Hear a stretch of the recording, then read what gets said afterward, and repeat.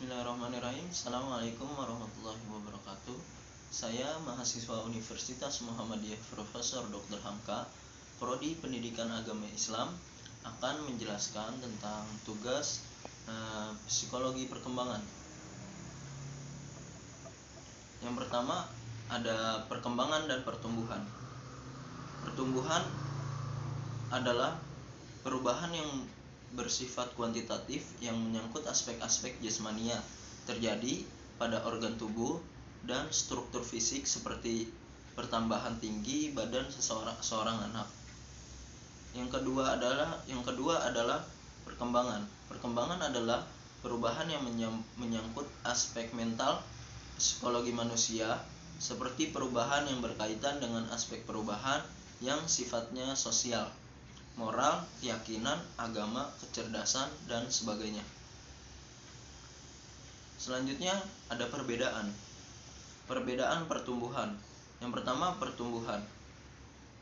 Yang pertama kuantitatif, terus objek fisik. Selanjutnya kenampakan konkret, perubahan bersifat variabel, indikator perubahan fisik. Selanjutnya ada perkembangan, yaitu sifat kualitatif, objek fungsional dan fisik dan psikologi, kenampakan abstrak, perubahan bersifat variabel. Tokoh-tokoh psikologi dan teorinya. Tokoh psikologi itu ada Wilhelm Wundt, ada Ivan Fredrik Pavlov, ada Emil Kraepelin, ada Sigmund Freud.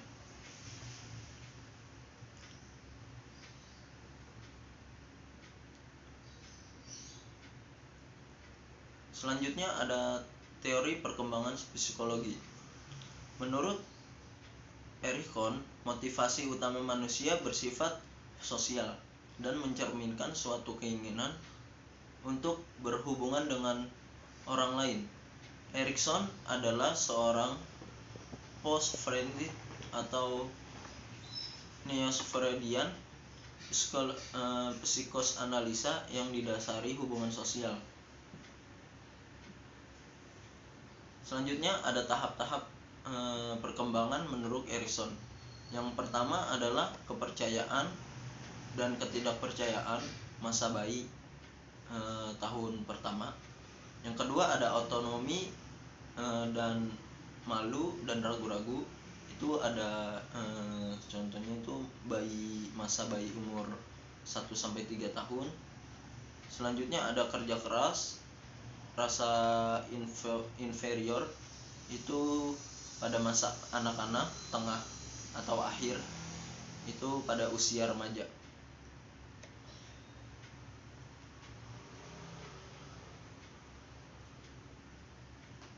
Selanjutnya ada teori perkembangan kognitif. Teori perkembangan kognitif ini menekankan pada pikiran-pikiran sadar mereka. Pengetahuan dibentuk oleh orang yang sedang belajar. Pengetahuan tidak diterima begitu saja, tetapi anak harus mengorganisasi dan memikirkan dan membentuk pengetahuan. Dua proses yang mendasari perkembangan dunia individu yaitu pengorganisasian dan penyesuaian. Selanjutnya ada konsep perkembangan masa dalam kandungan. Perkembangan prenatal ini adalah perkembangan awal dari manusia, dimulai dari pembuahan yang terjadi dari pertemuan sel sperma dengan sel telur.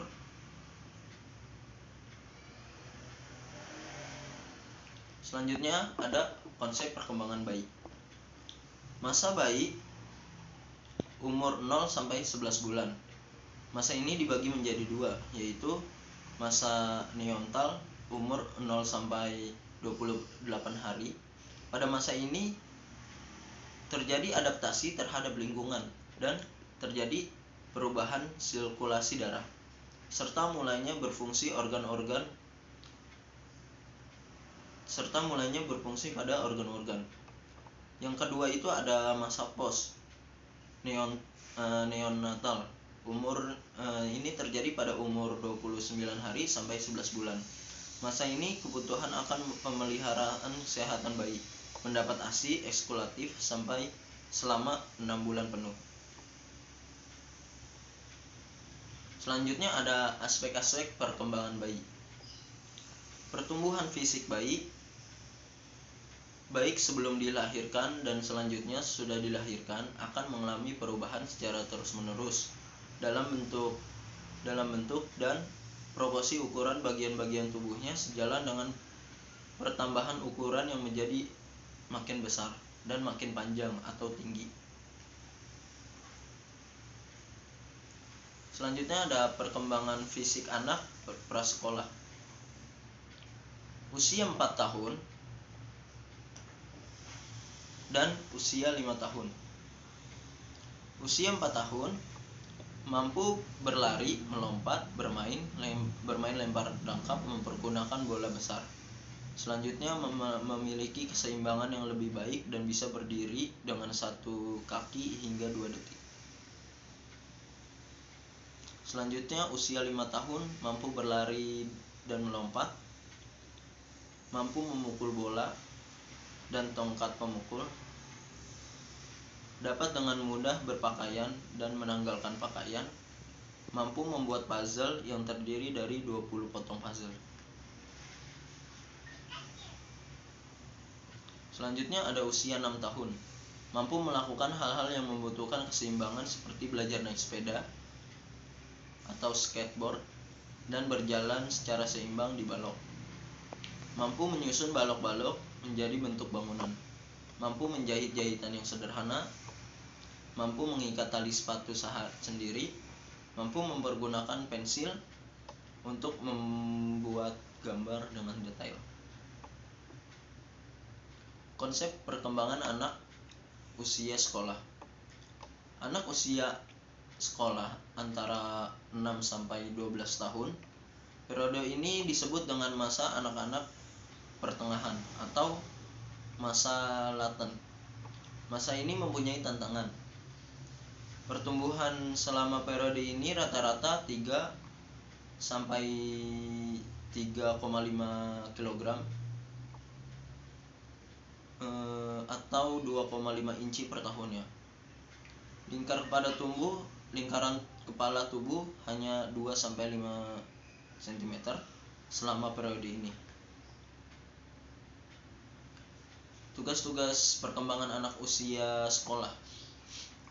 Tugas-tugasnya secara fisik itu mempelajari keterampilan yang diperlukan untuk permainan yang minim.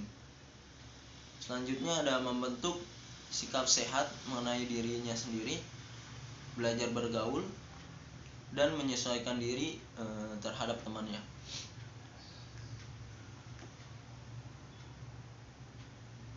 Selanjutnya ada konsep perkembangan masa pubertas. Puber berasal dari kata Latin pubescere, berarti mendapat pubes atau rambut kemaluan, yaitu suatu tanda kelamin sekunder yang menunjukkan perkembangan seksual. Masa puber merupakan masa transisi dan tumpang tindih. Dikatakan transisi karena pubertas berada dalam peralihan antara anak-anak dan masa remaja. Dan dikatakan tumpang tindih karena beberapa ciri biologis, psikologis anak-anak masih dimilikinya, sementara beberapa ciri juga dimilikinya. Jadi masa pubertas ini meliputi tahun-tahun akhir masa kanak-kanak atau masa remaja. Selanjutnya ada konsep perkembangan remaja. Remaja adalah seorang individu yang baru beranjak dewasa dan baru mengenal mana yang benar dan mana yang salah, mengenal lawan jenis, memahami peran dalam dunia sosial, menerima jati diri yang telah dianugerahkan oleh Allah Subhanahu wa taala pada dirinya, mampu mengembangkan seluruh potensi yang ada di dalam dirinya. Bila remaja beralih dari masa kanak-kanak, masa remaja harus meninggalkan perilaku dan sikap baru untuk menggantikan perilaku dan sikap yang sudah ditinggalkan. Selanjutnya ada aspek-aspek perkembangan remaja. Yang pertama ada pertumbuhan dan perkembangan fisik sangat pesat, itu pada usia 12 sampai 13, usia 17 sampai 18 tahun. Pada masa ini remaja merasakan ketidaknyamanan atau ketidakharmonisan pada diri mereka karena anggota badan dan otot-ototnya tumbuh secara tidak seimbang. Yang kedua ada pertumbuhan otak secara cepat yang terjadi pada usia 10 sampai 12 atau 13 sampai 14 atau 16 sampai 17 tahun. Sedangkan pertumbuhan otak laki-laki meningkat 2 kali lebih cepat daripada wanita dalam usia 13 tahun. Yang ketiga, untuk tinggi rata-rata anak perempuan mencapai tinggi yang matang pada usia antara 17 sampai 18 tahun. Sedangkan laki-laki 1 tahun lebih lambat daripada perempuan. Selanjutnya ada untuk organ seks. Organ seks laki-laki maupun perempuan akan mencapai ukuran yang matang pada akhirnya pada masa remaja. Pada seks, anak perempuan memulai pestanya lebih cepat daripada laki-laki.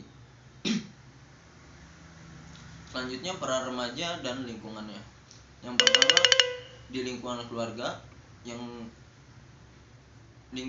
pertama di lingkungan keluarga itu menjalin hubungan yang baik dengan para anggota keluarganya. Selanjutnya menerima otoritas orang tua atau mengetahui peraturan yang ditetapkan oleh orang tua. Selanjutnya ada menerima tanggung jawab dan batasan-batasan atau norma peraturan yang ada di dalam keluarga. Selanjutnya ada berusaha untuk memahami anggota keluarga dan sebagai individu maupun kelompok. Selanjutnya ada perkembangan remaja. Konsep perkembangan remaja yang kedua. Yang tadi yang pertama, ini yang kedua. Kepribadian remaja mencakup seluruh pikiran, perasaan, dan tingkah laku. Kesadaran atau ketidaksadaran. Remaja saat ini dituntut harus siap dan mampu dalam menghadapi tantangan kehidupan dan pergaulan. Di usia remaja adalah usia yang paling kritis dalam kehidupan seseorang. Status ini berhubungan sebagai akibat daripada posisi yang diberikan oleh orang tua. Fase remaja merupakan saat yang paling penting bagi perkembangan dan integritas kepribadian. Terusnya ada faktor-faktor dan pengalaman baru pada masa remaja. Yang pertama ada perolehan pertumbuhan fisik yang menyerupai masa dewasa. Selanjutnya ada kematangan seksual yang disertai dengan dorongan-dorongan dan emosi baru.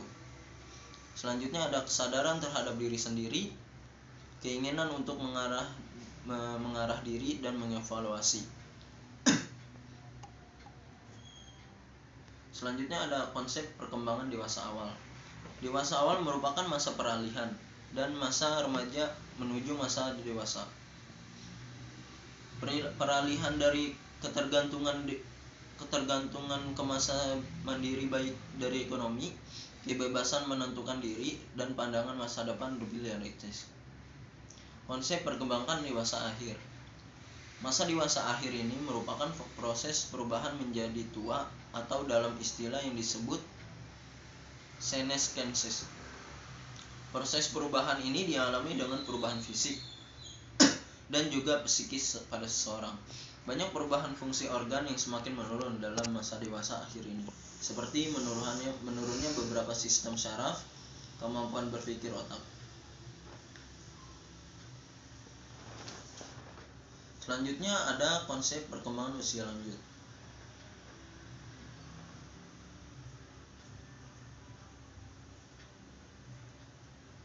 Usia lanjut didefinisikan sebagai penurunan, kelemahan, meningkatnya kerentanan terhadap penyakit dan perubahan lingkungan. Selanjutnya hilangan mobilitas, ketenangan serta perubahan fisiologis yang terkait dengan usia lanjut. Lansia merupakan seorang yang berusia 60 tahun ke atas, baik pria maupun wanita, yang masih aktif beraktivitas dan bekerja, ataupun mereka yang tidak berdaya untuk mencari nafkah sehingga bergantung pada orang lain untuk menghidupi dirinya sendiri. Selanjutnya, tugas masa usia lanjut ada menyesuaikan diri dengan menurunnya kekuatan fisik dan kesehatan. Selanjutnya, menyesuaikan diri dengan masa pensiun dan berkurang penghasilan keluarga. Selanjutnya,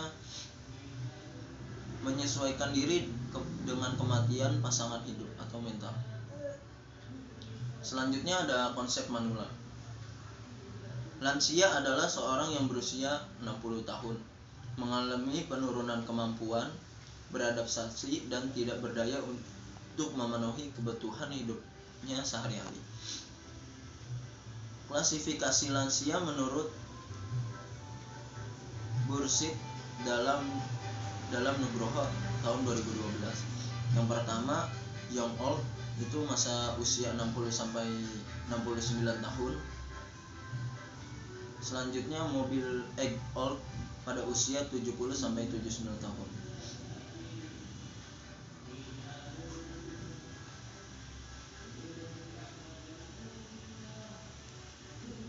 Selanjutnya ada perubahan pada masa usia lanjut. Usia lanjut itu yang pertama ditandai dengan perubahan fisik dan rentan terhadap penyakit. Yang kedua, memasuki masa lanjut usia ditandai dengan berkurangnya kontak sosial, baik dengan anggota keluarga atau dengan orang lain. Yang kedua, yang selanjutnya gangguan keseimbangan sehingga membawa lansia ke arah kerusakan atau kemerosotan yang progresif, terutama aspek psikologis yang mendadak, misalnya bingung, panik, depresi, dan adaptasi. Sekian dari saya, kurang lebihnya mohon maaf bila ada salah kata atau gugup atau pemandangan yang tidak sesuai dengan yang sesuainya, mohon maaf. Billahi taufiq wal hidayah. Assalamualaikum warahmatullahi wabarakatuh.